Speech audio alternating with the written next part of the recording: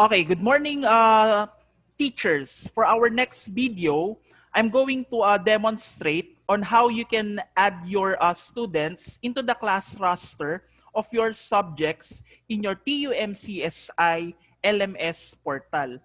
Okay, this week, nung after po namin i-conduct yung parents orientation at dinistribute na po namin yung mga username as well as the temporary passwords of our student both in LMS, in Office 365, there are some students and parents na already tinry na po nilang i-open yung LMS portal.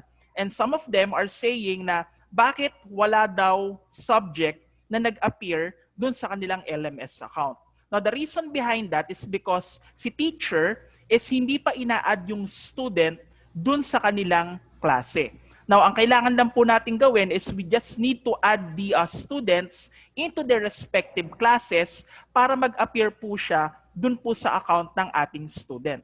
Let's say, for example, I'm going to open a demo account here. For example, a demo student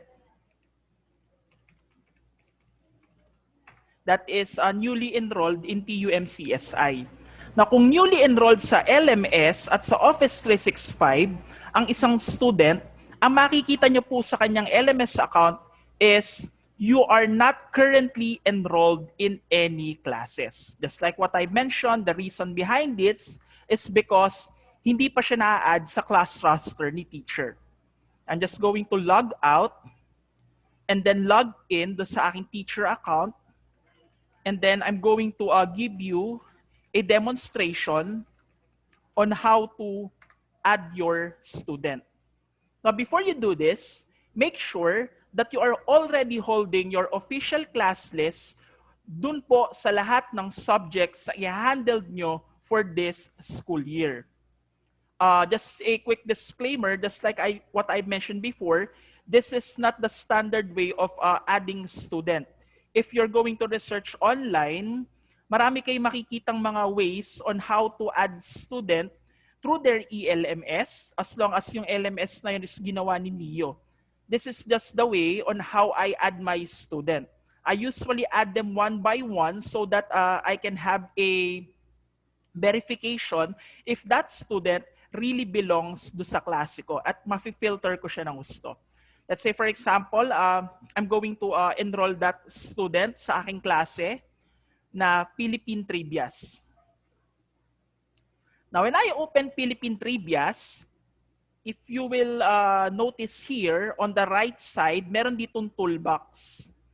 Now, sa toolbox, to see the class roster for Philippine Trivias, simply click Students. After that, your class is ready for students, wala pa siyang class roster. To add a student, dun sa students roster, just click Add.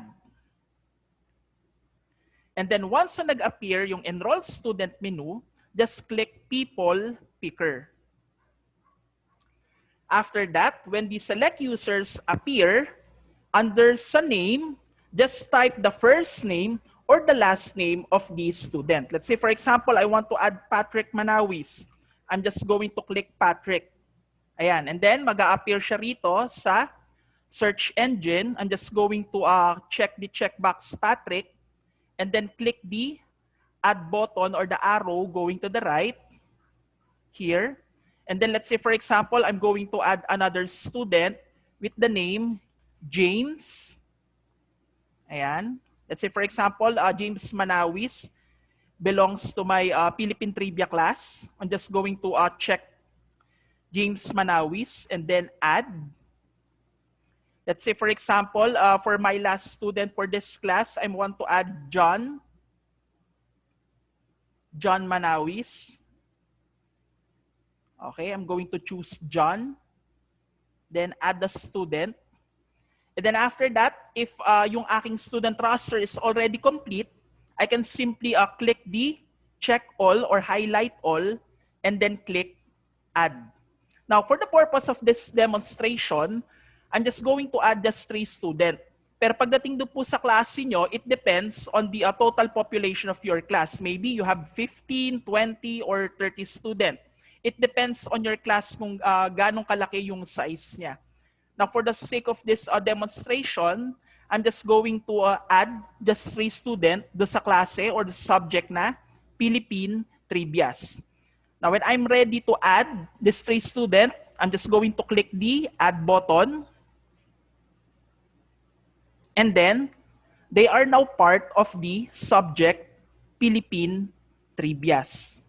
As you can see here, under sa class roster, I have 3 students for the subject Philippine Trivia.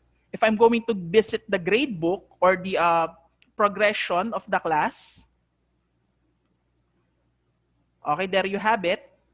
You've got 3 students. Now, tingnan natin yung sa side naman ni Patrick Manawis kung mag-a-appear na yung subject na Philippine Trivias. I'm just going to log it out first.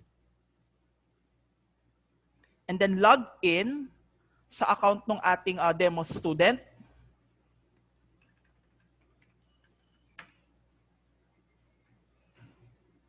And then, there you have it. Si Patrick Manawis is already enrolled sa klase na Philippine Trivias. Let's say, for example, if I'm going to add another subject, for example, si Patrick Manawis, aside from Philippine Trivia, student ko rin po siya sa subject na computer under 12 Moses. Again, I'm just going to log out, log in,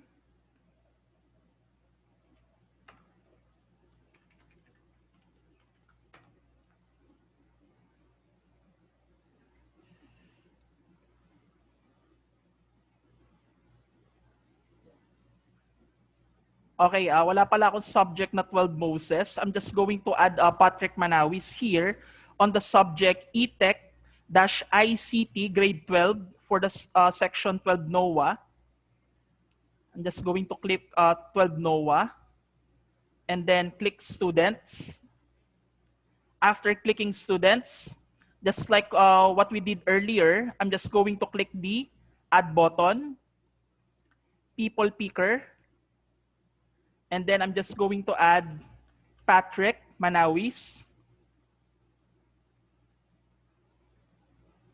Okay, add student by clicking the arrow going to the right, select the student, and then click the add button. And then there you have it. Patrick Manawis is now part of the E-Tech-ICT subject. Now what if, for example, merong late enrollees at gusto nilang dumagdag doon sa class roster? Ano yung pwede po natin gawin? Just like what we did earlier, ang gagawin nyo lang po, let's say for example, this is your student home, may dumagdag na 2 student, you're just going to open that class, and then after opening that class, go to students. After going to students, click add, the add button, click people picker, and then add the late students. For example, I'm going to add John Manawis to this class. I'm also going to add James Manawis to this class. And then to add them here at the selected area, you just need to click the arrow going to the right after you check the checkbox beside their name. Ibig sabihin nito, this student is already highlighted or being chosen. Okay, I'm just going to add it here under sa selected. Select the 2 students and then click the add button. Yan, there you have it. Under the subject E-Tech-ICT, I've got 3 students. If I'm going to click the gradebook, since there are no assignments yet, wala po tayo makikita rito na kanilang progression. But here, under sa class roster, they are already part of the official class list. Now again, in order for them to appear here under sa gradebook, kailangan nyo muna magbigay ng assignments or activity dun sa klase. Because if you're going to notice here, dun sa unang class na binuksan natin, the reason why they already have grades or rating under sa gradebook is because I already assigned an assignment here under this subject. Kasi usually, this subject, the Philippine Trivias, the dummy subject that I've created, this is the one that I've been using for the tutorials that I'm making both for the students, teachers, and parents. I already give assignments under this subject. Kaya meron na siyang assignments here. But dun sa klase na newly created natin, since we are not yet giving any assignments or activities, kaya pag nag-add ka ng students, makikita mo lang sila sa kanilang class roster but not on their gradebook. Now for our next video, I'm going to demonstrate on how you can add a assignment on each of your subject. But before that, tingnan natin yung account ni Patrick Manawis kung nadagdagan yung kanyang subject.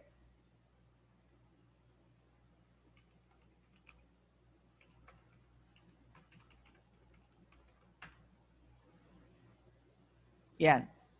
As you can see here sa menu ni Patrick Manawis, dalawa na yung subject niya. Patrick Manawis is already enrolled in E-Tech-ICT subject and grade 12-Philippine Trivias.